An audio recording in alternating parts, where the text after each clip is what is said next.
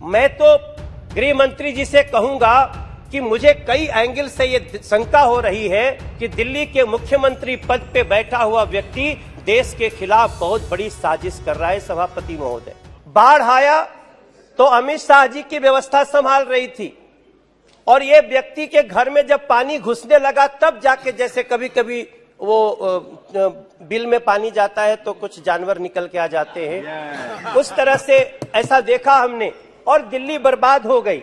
मैं आज आपको बड़ी विनम्रता से कहना चाहता हूं सभापति महोदय, तब या तो दिल्ली के मुख्यमंत्री शीश महल में सो रहे होते हैं या तो शराब घोटाले की प्लानिंग कर रहे होते हैं।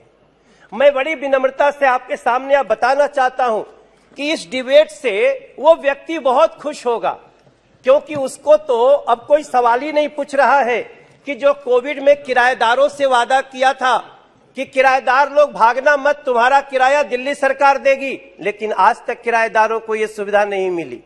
यहाँ के लोग पूछ रहे हैं, हमारे साथियों ने भी कहा यमुना गंदी कैसे हो गई, डीटीसी घोटाला कैसे हो गया, यहाँ पीएम आवास योजना क्यों नहीं चालू है, यहाँ पे आयुष्मान योजना क्यों दिल्ली में बंद हो गई, यहाँ बुजुर्गों का पेंशन क्यों बंद है, यहाँ जल बोर्ड घोटाला क्यों हो गया, यहाँ गरीबों का राशन कार्ड क्यों नहीं 9 साल से बन रहा है। सभापति महोदय, आप वहां बैठे हैं, नरेंद्र मोदी जी देश के प्रधानमंत्री, जहां गरीबों के लिए अनाज कितनी भारी मात्रा में दे रहे हैं। दिल्ली के गलियों में जाइएगा तो अनाज के लिए राशन कार्ड नहीं बनने के कारण लोग रो रहे हैं।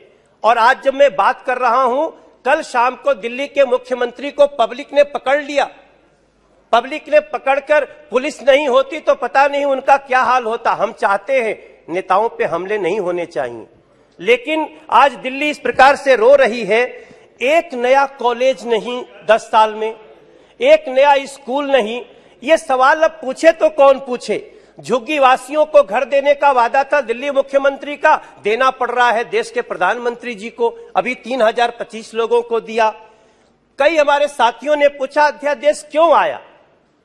आप याद करिए, 11 मई को जब सुप्रीम कोर्ट का निर्णय आया तो दूसरे दिन जिस व्यक्ति के ऊपर शराब घोटाले का आरोप है, जो व्यक्ति फोन पे कहा है कि ये व्यक्ति मेरा खास है, इसको 100 करोड़ रुपया दे देना, वो जो मुख्यमंत्री पद पे बैठे हैं। आदेश आने के बाद सुप्रीम कोर्ट की अभी स्पष्टता भी नहीं हो रही है। सुप्रीम कोर्ट, जैसा हमारे कई साथियों ने बताया कि सुप्रीम कोर्ट ने स्वयं कहा कि स्पष्टता को बनाए रखने के लिए यह सदन कानून बना सकता है। उसके बाद भी बिना उस पैरा को पढ़े हुए, पैरा 95 को, इन्होंने तुरंत सवेरे किस अधिकारी का ट्रांसफर किया, जो विजिलेंस ऑफिसर था। मेरे विद्वान साथियों, आप भी सोचो, आप किसका समर्थन कर रहे हैं। मैं तो गृह मंत्री जी से कहूंगा कि मुझे कई एंगल से ये शंका हो रही है कि दिल्ली के मुख्यमंत्री पद पे बैठा हुआ व्यक्ति देश के खिलाफ बहुत बड़ी साजिश कर रहा है। सभापति महोदय, इसकी जांच होनी चाहिए।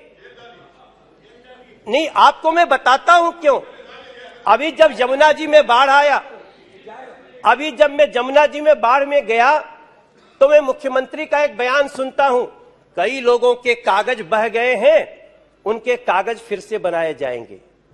मैं पूछना चाहता हूं, किसके कागज बहे।